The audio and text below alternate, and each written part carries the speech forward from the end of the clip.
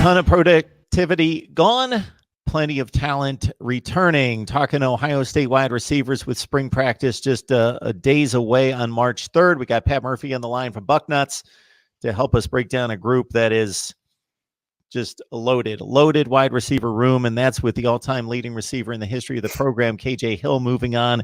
Of course, Austin Mack and Benjamin Victor as well. So Garrett Wilson is a guy that we talked about the entire offseason, and in, I don't want to say limited duty, he was on the field a lot, but not a primary target, obviously, as a true freshman. But man, if we start there, and with Chris Olave, it's a great building block for another great wide receiver core here in 2020. Absolutely. It's crazy. You mentioned, 3 seniors that graduated last year. KJ Hill, a 5th-year senior, as you said, broke David Boston's record for the all-time receptions late last season. You lose those 3 guys, and you're able to come back with, Chris Olave, who caught 49 passes, led the team in receiving yards last year, receiving touchdowns last year as a true sophomore.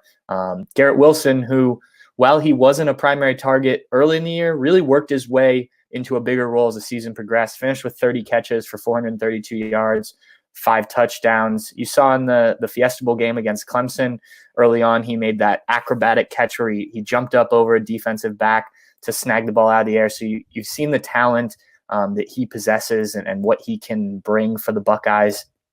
And behind them, it's figuring out, who are the next guys in that rotation. There's a lot of names and guys that haven't proven themselves yet, but also guys that are hungry and waiting for an opportunity. We talk about losing KJ Hill.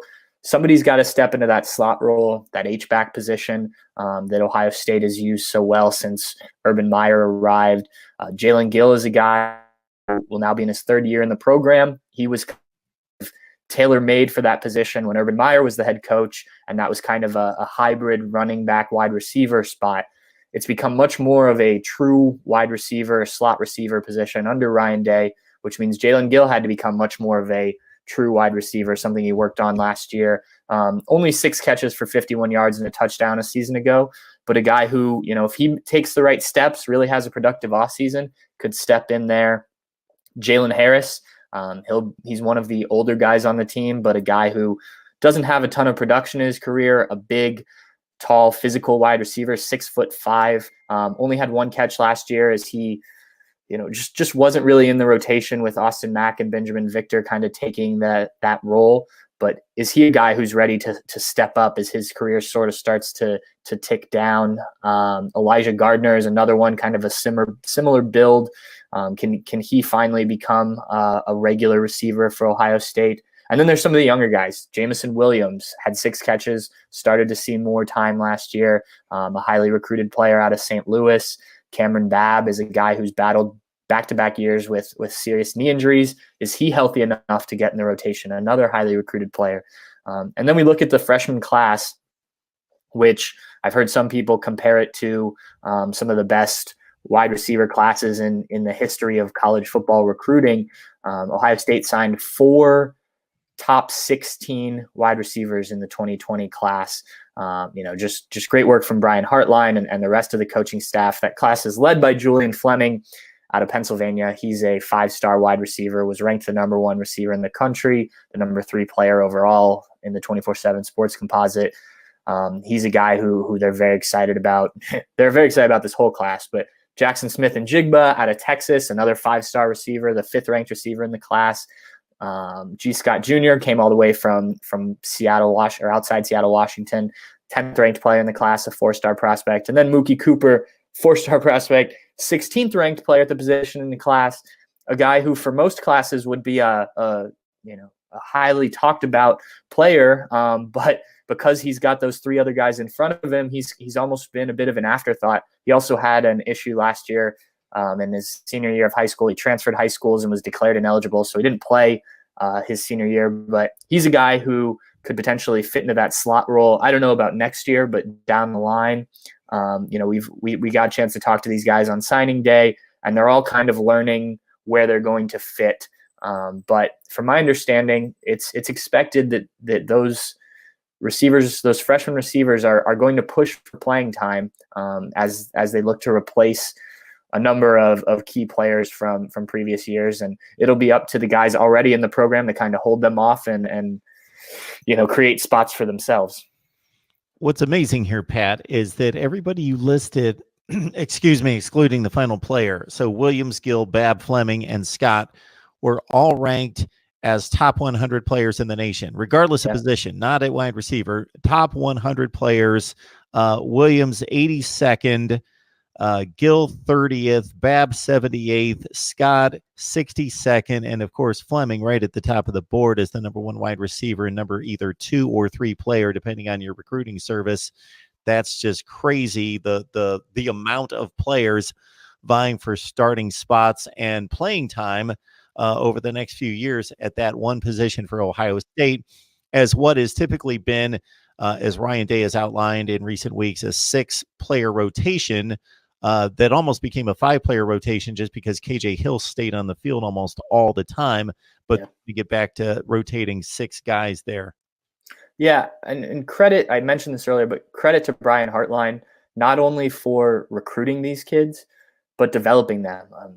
A Chris Olave, for instance, he was a 3-star recruit.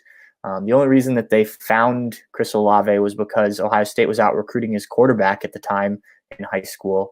And, the high school coach, from how I understand it, was like, hey, you got to take a look at our receiver. They did. It was Chris Olave. They fell in love. It wasn't a guy who everybody was after, and he's quickly becoming of the better receivers in college football. And that comes through development and working with a guy like Brian Hartline. Same with Garrett Wilson, obviously a highly recruited player, but one of the reasons he came to Ohio State was because of Brian Hartline, because of the coaching he knew he was going to get. And that's, worked its way down all the way through to the true freshman this year. So it's going to be very interesting to see how these guys all pan out, what roles they take on.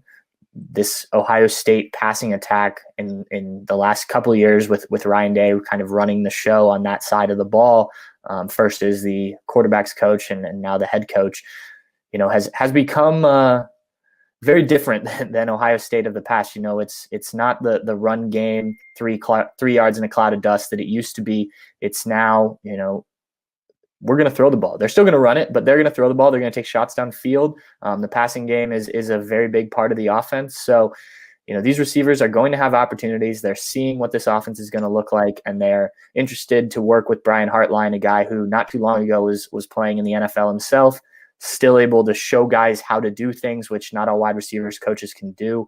So, the Ohio State passing attack, we talked about quarterbacks on a previous show.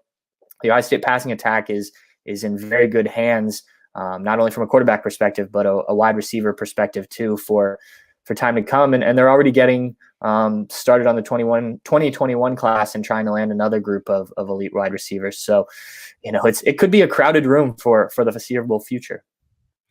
Yeah, the Olave emergence is pretty intriguing. I remember when he broke out during the final 4 or 5 games of 2018, looking up thinking, I don't remember hearing his name. And then looking at wide receiver rankings for his class, and typically you see Ohio State players in the top 5 or 10 at that position, and I'm running down the rankings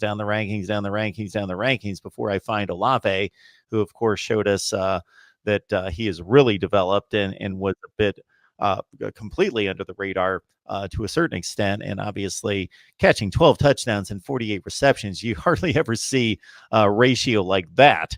So if he can keep that up, man, he has just been an impact player and gets in on the special teams and makes plays there as well. He is just a remarkable player. And Brian Hartline, again, you've done a great job of outlining his impact on the program and the recruiting process. Obviously, few programs can go into the country with a wide receiver coach who has caught close to 100 passes in an NFL season and been a Pro Bowler. So that's speaks volumes as well. So the wide receiver room is loaded again at Ohio State. The productivity and the experience is a bit spotty, but I would expect they're going to find half the guys could falter and they would still be in great shape if these guys project out as they're anticipated to. Pat Murphy on the line from Bucknuts. Please join him right there as we get you ready for spring practice. So for the deep dive, join him at Bucknuts as he carves through each and every position. Pat, we appreciate you stopping by. Absolutely. Anytime.